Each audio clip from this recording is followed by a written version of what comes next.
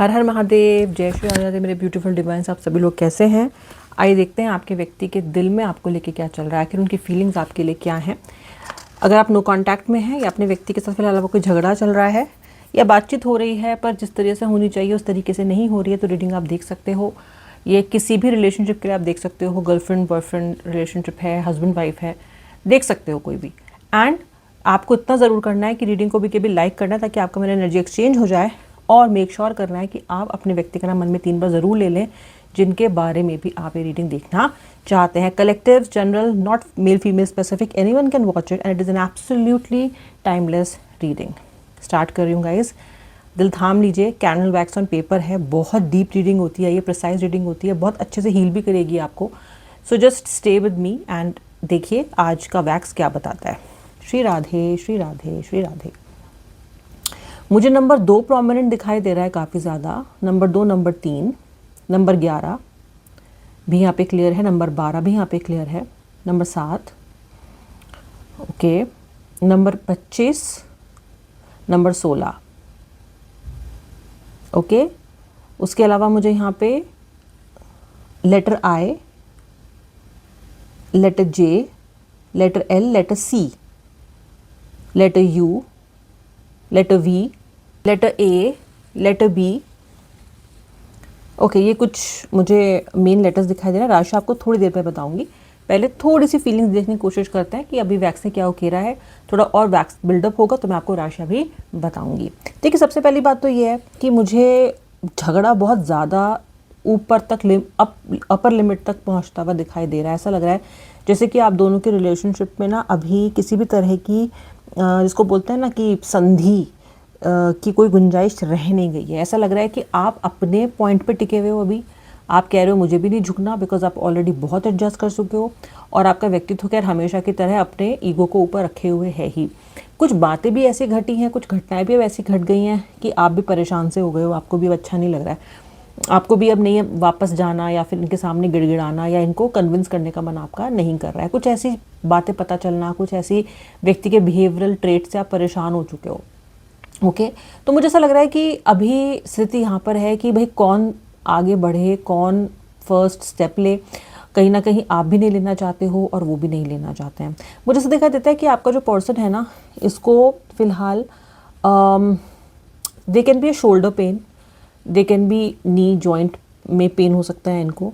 Okay, उसी के साथ साथ सम इन्फेक्शन। ओके, हो सकता है कि अभी कुछ समय से कुछ बीमार चल रहे हों ये, या कुछ अभी रिकवर किए हों। अगर आपसे बात नहीं भी हो रही है इनकी, या अगर आपको नहीं भी पता है उनकी हेल्थ अपडेट, तो भी कहीं ना कहीं ये व्यक्ति मुझे फिजिकली बहुत ज़्यादा साउंड अभी नहीं दिखाई दे रहे हैं। ओके, ऐसी कि आपसे दूर होकर आपका पार्टनर के ऊपर एक इमोशनल ब्लो है, चाहे ये अपनी मर्जी से ही क्यों ना गए हो। यानी कि अगर आपका पार्टनर अपनी मर्जी से भी आपसे दूर हुआ है ना व्यूअर, तो भी जो उसका इमोशनल अभी सिचुएशन चल रही है वो उसने कैलकुलेट उस वक्त नहीं की थी कि ऐसा उसके साथ होगा। कई बार हमें नहीं पता होता है कि किसी रिश्ते के टूटने का हम पर क्या प्रभाव पड़ेगा, कोई रिश्ता हमें कैसे अफेक्ट करेगा, नहीं पता होता ना। कई बार हम कोई डिसीजन ले लेते हैं, बाद में हमको अकल आती है कि यार मैंने गलत कर दिया या मैंने गलती कर दी। आपसे दूर होने के बाद या आपको अपने से दूर करने के बाद या जिस भी तरह के आपके साथ आर्ग्यूमेंट में हैं, और अगर उसकी वजह से बातचीत कम हो रही है, तो ये व्यक्ति अपनी ज़िंदगी में खालीपन को महसूस कर रहे हैं, जैसे कि कोई वैक्यूम क्रिएट हो गया हो। जैसे कि होता है ना कि आपने अपने घर में सेटिंग की हुई है और बहुत सालों से ऐसी की हुई है, फिर एकदम से चेंज कर देते हो, या फिर कोई पर्टिकुलर पीस हट जाता है वहाँ से, तो आपको ऐसा लगता है कि कुछ गलत गड़बड़ है। यहाँ पर मैं आपके रिलेशनशिप को फर्नीचर से कंपेयर करना मेरा मकसद नहीं है, but I am trying to tell you कि जब किसी चीज़ से आपको काफ़ी टाइम से फ़ायदा हो रहा हो, या जब कोई चीज़ आपकी लाइफ में पॉजिटिव चीज़ ऐड कर रही हो, तो जब वो चीज़ हटती है अचानक से, अगर आप उसे हटाते हो ना, तो आपको आभास होता है कि यार this is bigger than what I thought, the impact is bigger than I thought. तो इनके लिए ना इम्पैक्ट बहुत बड़ा हुआ है इस चीज़ का। ओके, और मैं आपको सच बताऊँ, इन्होंने नहीं सोचा था कि इसका इतना इम्पैक्ट होगा। इनको लगा था कि आसानी से ये इससे निकल सकते हैं, आसानी से निकल सकते हैं। Wherein you are a kind of person जिसको अपनी ज़िंदगी में ना हर चीज़ इन ऑर्डर चाहिए। आपको चीज़ें ना सही चाहिए, मतलब सही ऑर्डर में चाहिए। जब आपकी चीज़ें उथल पुथल अव्यवस्थित होती हैं तो आपको अच्छा नहीं लगता। आप अपनी ग्रूमिंग को लेके, अपने शेड्यूल को लेके, अपने डिसिप्लिन को लेके, या फिर अपनी लाइफ में आप क्या अचीव करना चाहते हो उसको लेके पर्टिकुलर व्यक्ति हो सकते हो। या फिर इस रिश्ते में आने से पहले रहे हो सकता है रिश्ते में आने के बाद आपका ये सब चीज़ें बिल्कुल कैओटिक हो गई हो, क्योंकि आपका मन कहीं नहीं लगता, आपका मन कुछ करने का नहीं होता। लेकिन you are a person, fundamentally you are a person who likes order in their life. Okay, आपको अच्छा लगता है जब चीज़ें ना ठीक चलती हैं। अब सोचो, जो कनेक्शन आपको इतना प्यारा है, अगर उसमें ही चीज़ें आउट ऑफ ऑर्डर हो जाएं, तो आपकी तो पूरी हस्ती ही आप ये कह लो कि ख़त्म होने के कगार पे आ गई है। आपको तो ऐसा लग रहा है जैसे कि पता नहीं क्या ही आपके ऊपर दुखों का पहाड़ टूट पड़ा है, बिकॉज आपके लिए इस रिश्ते का ऑर्डर में रहना बहुत इंपॉर्टेंट है। एंड यू आर समबडी जो उनको अच्छा लगता है। मुझे ऐसा लगता है आप में से बहुत सारे लोगों को ओसीडी इशू है। रिश्ते में इमोशनली तो आपको ऑर्डर चाहिए, साथ ही साथ घर में भी व्यवस्था होती है, आपको अच्छा नहीं लगता। या फिर अगर आप अपने मूड की वजह से अपनी लाइफ में वो नहीं कर पा रहे हो जो आप करना चाहते हो, या उस तरीके से नहीं जी पा रहे हो जैसे जीना चाहते हो। सपोज आपको अच्छे से भूख नहीं लग रही है, या आप वर्कआउट नहीं कर पा रहे हो बिकॉज आप स्ट्रेस में हो, अपने काम पे ध्यान नहीं दे पा रहे हो, तो क्योंकि आप स्ट्रेस में हो, उसकी भी आपको जब खींच मच रही है, आपको अजीब फील हो रहा है कि यार मैं क्यों नहीं कर पा रही, मैं क्यों नहीं कर पा रहा। Basically it's a turmoil kind of situation for you. Okay, मैं ये देख रही हूँ कि आप इनके साथ जो आपका रिलेशनशिप है, या जो इनके साथ आपका एक अटैचमेंट है, आप उससे दूर जाने की कोशिश बहुत ज़्यादा कर रहे हो, और कुछ टाइम के लिए भूल भी जाते हो। ऐसा भी नहीं है कि आप पूरी तरीके से इसमें फेल हो गए हो, आप थोड़े टाइम के लिए भूल भी जाते हो जब इनसे कोशिश कर रहे हो आप दूर होने की। लेकिन ना वो थोड़ी देर ही होता है, उसके बाद ना ये रिलेशनशिप बूमरैंग की तरह आता है, फिर से आपकी ज़िंदगी में आपके दिमाग पे प्रहार करने लग जाता है। बेसिकली आप इस एडिक्शन से, इस अटैचमेंट से दूर जाना चाहते हो, and you're also working towards it. काफ़ी हद तक आप सक्सेसफुल हो भी जाते हो, लेकिन फिर कोई दिन ऐसा आ जाता है, कोई वीक का ऐसा डे आ जाता है जब फिर से आपको वही चीज़ें दिमाग में घूमने लग जाती हैं, and then it might linger on for days, hours से लेके दिनों तक हो सकता है कि वो चीज़ आपको वापस ले आती हो। यानी कि 4 कदम पीछे आते हो, 2 कदम पीछे हट जाते हो। अब इसमें भी देखो 2 कदम की प्रोग्रेस तो है, लेकिन फिर भी स्लो प्रोग्रेस हुई है, ठीक है। कोशिश आपने 4 कदम आगे जाने की। तो इनके साथ बिना रहना या मूव ऑन कर जाना आपके लिए उतना आसान नहीं है, but at the same point आपके पार्टनर के लिए भी बहुत आसान नहीं है। ओके, मुझे आपके पार्टनर अपनी सेहत हारते हुए, खुद को हारते हुए, अपनी ज़िंदगी में एक चार्म जो रहता है या जो एक पॉजिटिविटी रहती है उसको कहीं ना कहीं खोते हुए अपनी आंखों से देख रहे हैं। ओके, एंड एक्चुअली ये अपने लिए जॉय क्रिएट कर नहीं पाते, इनको आता नहीं है, तो इनके लिए हमेशा खुशियाँ इनके बिहाफ पे आप ही क्रिएट करके देते हो। ओके, जैसे कि अगर आप इनके साथ रिलेशनशिप में थे जब, या अगर अभी भी हो, तो प्लान्स बनाना या कोई सजेस्ट करना, यहाँ चलते हैं वहाँ चलते हैं, या फिर खुद से कोशिश करना बात करने की, अगर ये व्यक्ति के पास टाइम भी नहीं है, या अगर ये व्यक्ति उतने ज़्यादा एक्सप्रेसिव भी नहीं है, ये सब एफर्ट्स आपने खुद लगाया है। ओके, तो एफर्ट सामने वाला लगा रहा है, लेकिन हमको लगता है हमारे साथ अच्छा हो रहा है, हमारी लाइफ सही चल रही है, जबकि सारे एफर्ट्स उसके हैं। ठीक है, हमको लगता है कि हम ठीक चला रहे हैं, या चलो अच्छा खासा चल रहा है रिलेशनशिप। अब वो सब करने के लिए कोई नहीं है, कोई भी नहीं है, अब ये अकेले हैं। अब ये छोटे छोटे जेस्चर्स दिखाने के लिए, अच्छी अच्छी बातें करने के लिए, या खुद से एफर्ट डालने के लिए कोई भी नहीं है इनके आसपास। ओके, तो अब इनको लग रहा है कि अरे यार, सबसे ज़्यादा तो वही किया करती थी रिलेशनशिप में, सबसे ज़्यादा तो वही किया करता था रिलेशनशिप में, मुझे तो स्पेशल वो फील कराया करता था। क्योंकि अगर मैं खुद को स्पेशल फील कराने में सक्षम हूँ, तो मैं क्यों फील नहीं करा पा रहा खुद को special? Why am I not able to treat myself the way she used to treat me और he used to treat me? तो ये जो सारे के सारे आभास है ना, ये जो सारे के सारे एक्सपीरियंस है ना व्यूअर, ये आपके व्यक्ति को केवल आपसे दूर जाने के बाद ही समझ में आया है, क्योंकि उससे पहले तो सब कुछ ठीक चल रहा होता है।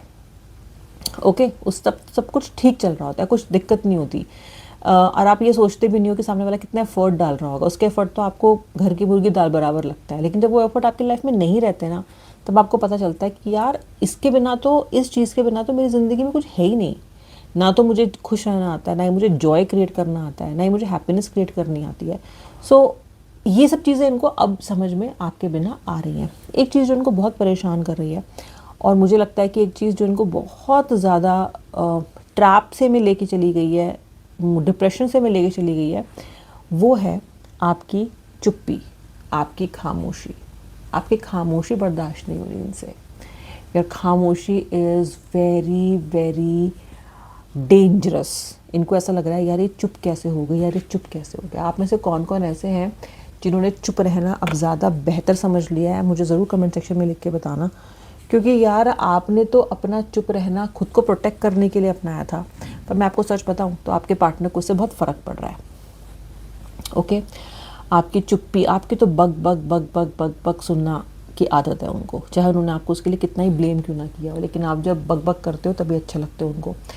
तो और जब एफर्ट डालते हो, जब खुद से चीज़ें करते हो, जो जिसकी उनको आदत डाल रखी है आपने बहुत बुरी वाली, तो ये पर्सन को ना आपकी चुप्पी से बहुत दिक्कत हो रही है, बहुत दिक्कत हो रही है। एक अंदर से ना अजीब सा डर भी लग रहा है इनको कि कहीं आप अपने लिए कोई ऑल्टरनेट अरेंजमेंट तो नहीं कर रहे हो, कि क्या अपनी लाइफ में आप अपने करियर पे इतना फोकस तो नहीं हो रहे हो कि उनको भूल गए, या फिर आपने किसी और को तो नहीं ढूंढ लिया अपने लिए, क्योंकि उनको पता है कि आप अपने लिए किसी और को ढूंढ सकते हो, या कोई ना कोई आपको भी ढूंढ ले और आप उसके साथ अगर जुड़ गए तो फिर आप उसकी लाइफ को उतना ही अच्छा कर दोगे जितना आपने इनकी लाइफ को किया था। ये नहीं चाहते कि कोई आपका अफेक्शन चुरा ले या आपका अफेक्शन इनके अलावा कहीं और डाइवर्ट हो जाए। देख लो, आपका पर्सन मीन और सेल्फिश तो अभी भी उतना ही है जितना पहले था।